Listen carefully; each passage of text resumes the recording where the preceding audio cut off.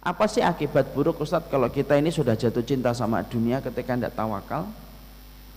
Maka setidaknya orang-orang yang mereka itu sudah jatuh cinta kepada dunia secara berlebihan, ada 3 hukuman yang Allah berikan langsung, di mana hukuman ini Allah terapkan dan Allah berlakukan kepada mereka yang kesemsem berat dengan dunia, mengalahkan kesemsem dia dengan urusan akhiratnya. Apa itu kemudian 3 hukuman tersebut? 1, sesungguhnya cinta sama dunia itu pangkal dari semua kerusakan. Karena kalau kita dapatkan semua kerusakan yang terjadi di atas muka bumi ini, kalau kita telusuri, ujung-ujungnya itu pasti karena dunia. Orang bisa bunuh, kalau kita telusuri, ya urusannya dunia. Seorang perempuan bisa membuka kancing bajunya dan menyerahkan dirinya kepada laki-laki yang tidak menghalalkan dia, itu ditelusuri lagi, ujung-ujungnya mungkin segepok uang.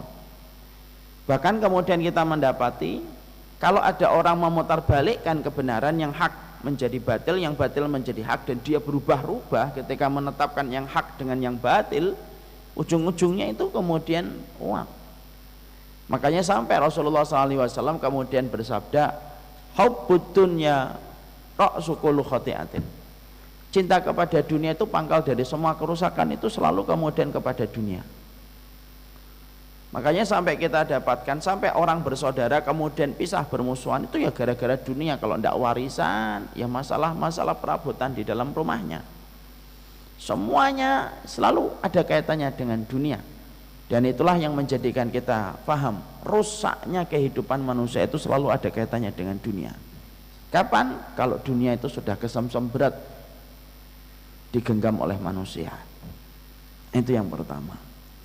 Yang kedua, orang kalau sudah jatuh cinta kepada dunia itu secara berlebihan, hukuman apa yang Allah akan berikan kepada mereka? Yang kedua, Allah cabut Pak rasa kecukupan di dalam hatinya dan jiwanya. Kalau tawakal itu berbanding lurus dengan kecukupan. Tapi kalau orang sudah jatuh cinta kepada dunia dan mengharapkan semua proses yang dilakukan dalam hidupnya itu berakhir dengan dunia, orang kalau sudah jatuh cinta kepada dunia dan kesemsem berat dengan dunia itu, yang kedua, Allah cabut itu. Kecukupan itu Allah cabut. Dan Allah akan jadikan kacamata kefakiran itu tepat di pelupuk matanya.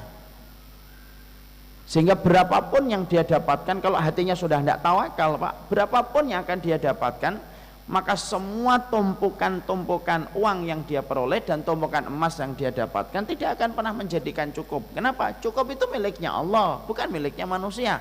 Mana dalilnya Ustaz? Wa may yatawakkal 'alallahi fahuwa hasbuh. Siapa yang kemudian bertawakal kepada Allah, Allah yang mencukupi. Berarti kalau orang itu tidak bertawakal pada hidupnya, diharapkan dari semua perbuatan dia itu harus berakhir dengan materi dan profit, orang semacam itu tidak akan pernah cukup. Makanya kita ingat kepada sebuah hadis yang disampaikan oleh Rasulullah dalam riwayat Baihaqi, man kanat hamhud dunya ja'alallahu faqrahu baina ainihi. Makanya sampai Rasulullah bersabda, orang kalau sudah menjadikan obsesi terbesar pada hidupnya itu adalah uang, harta, ja'alallahu faqrahu baina ainihi. Allah itu akan jadikan kacamata kefakiran tepat di pelupuk matanya Pak. Masya Allah ya, bahasanya Nabi itu indah betul, lembut tapi nohok. Itulah Rasul. Nabi itu mengatakan, orang kalau sudah jatuh cinta sama dunia, Nabi tidak mengatakan biadab orang kayak gitu. Enggak, Nabi enggak gitu kalau cara beliau bersabda. Nabi kalau kemudian bersabda, orang kalau sudah jatuh cinta sama dunia, Allah itu akan jadikan kacamata kefakiran tepat di pelupuk matanya. Jadi berapapun dia dapat, tidak akan pernah cukup. Ketika dia dapat 10 juta, dia minta 20 juta. Kalau 20 juta, dia minta 50 juta. Kita ini kalau kadang-kadang lagi futur Pak, lagi turun iman, biasanya kan gini, kita dikasih 1 miliar sama Allah, kita membayangkan kapan 3 miliar. Ketika Allah ngasih kita 3 miliar, maka kemudian kita berkata kapan 5 miliar. Akhirnya Pak, orang semacam itu tidak akan pernah ada kata kecukupan. Makanya ketenangan itu tidak terletak kepada berlimpahnya sesuatu, tetapi ketenangan itu terletak kepada apa yang Allah berikan pada kehidupan hati kita. Cukup itu miliknya Allah Pak. Makanya maaf, banyak orang kaya itu yang kadang-kadang bergelimang hartanya, lo tidur aja susah. Kan ada kan orang-orang yang mereka harus minum narkoba hanya untuk minum Pak, hanya untuk tidur. Padahal bagi sebagian orang tidur itu nggak susah. Majelis taklim aja dia tidur, kan gitu. Saya enggak nyindir ya. Santai aja Pak. Loh, ada orang itu ketika minum narkoba ketahuan, ditanya sama polisi, kenapa minum narkoba? Ini obat saya kalau kecapean enggak bisa tidur. Loh, pengen tidur aja harus minum narkoba dan minum pil Pak. Sholat Jumat aja banyak muslim yang tidur gitu. Ternyata disitulah kita memahami betul bahwasanya kecukupan itu miliknya Allah Pak. Makanya orang kalau sudah menjadikan orang itu cinta sama dunia dan Allah diduakan dengan dunia, ingat loh, Allah itu maha pencemburu. Dan siapapun orang yang telah menduakan Allah, apa yang dia datangkan ketika menduakan Allah, maka perkara itu pasti akan menghukum dia dan menyiksa dia. Kita ada orang kok cinta sama perempuan lebih besar daripada kepada Allah. Biasanya perempuan itu akan memperbudak laki-laki itu. Itu sudah kaidah dari Allah itu gitu. Kita kalau kemudian mendatangkan sesuatu selain Allah, karena Allah maha pencemburu, Allah akan jadikan apa yang kita datangkan untuk menjadi tandingan Allah itu menghukum kita Pak. Dan diantara perkara yang kemudian menjadikan seseorang itu dia jatuh cinta kepada dunia dan mendatangkan dunia itu pembanding untuk Allah, lah biasanya dunia itulah yang akan menyiksa dia Pak. Ya akhirnya tidak pernah cukup terus gitu. Dan tidak akan pernah ada kata kecukupan dalam kamus kehidupannya Pak. Makanya jangan heran kalau ada orang korupsi sampai 200 M itu buat apa sih? Rumah di kota wisata aja 2 M. Makan kita berapa Pak? Pecel pincuk paling juga 15.000. Tapi kenapa kok sampai ada orang rela untuk kemudian ngambil uang dengan demikian luar biasanya? Karena Allah sudah jadikan kacamata kefakiran Pak kurang itu nyiksa Pak. Tanya sama orang diet, kalau dia itu dietnya merasa kurang makan, menyiksa dia. Yang paling enak itu diet itu makan dikit cukup, nah itu paling enak. Akhirnya apa? Kurang terus, dan akhirnya digenjot terus Pak. Dari pagi sampai kemudian malam, pagi sampai malam terus muter hanya untuk nyari dunia terus Pak. Padahal maaf ya, kalau kita tawakal Pak, takaran tawakal itu kan jelas ya. Sebagaimana tawakalnya burung, taqdu himasan wa taruhu bitanan. Takaran kita kalau tawakal itu sebagaimana tawakalnya burung, pergi pagi pulang sore Pak. Berarti 10 sampai 12 jam selesai. Tapi kalau orang itu sudah tidak tawakal, gigit itu kemudian dunia, sudah Pak, takaran waktu sudah nggak ada Pak. Pergi pagi pulang tengah malam. Kalau kita pikir mana ada burung yang pulang tengah malam Pak? Burung hantu mungkin ya.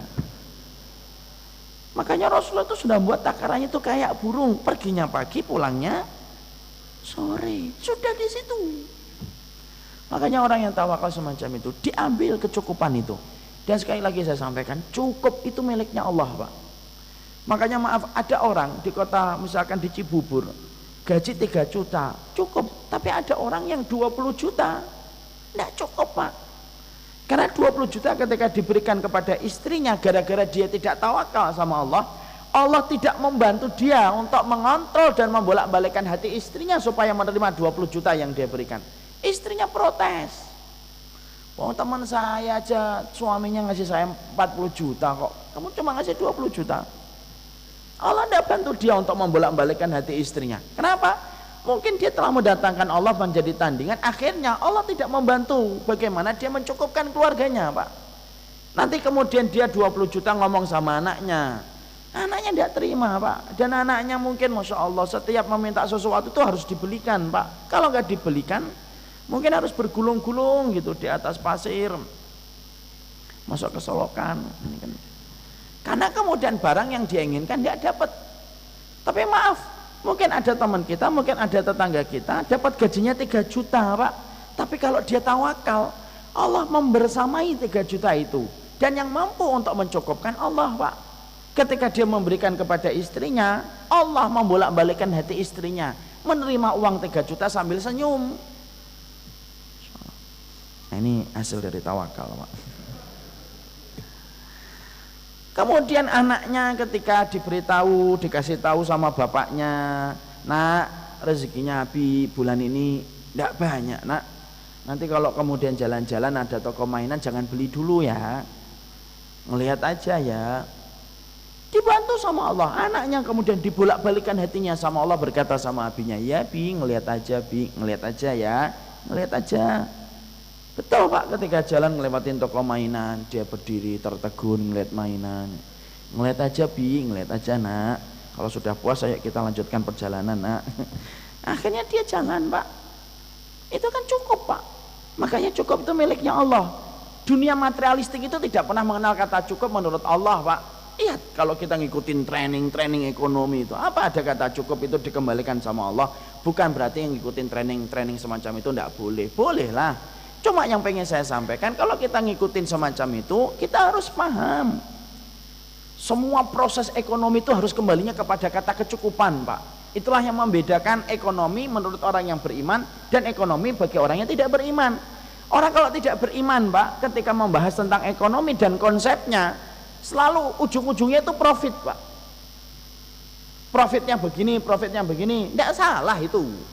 Tapi kalau kamu tidak menutup profit itu dan membungkus profit dengan kecukupan, lapar kita seumur hidup kita, dan itu menyiksa Pak.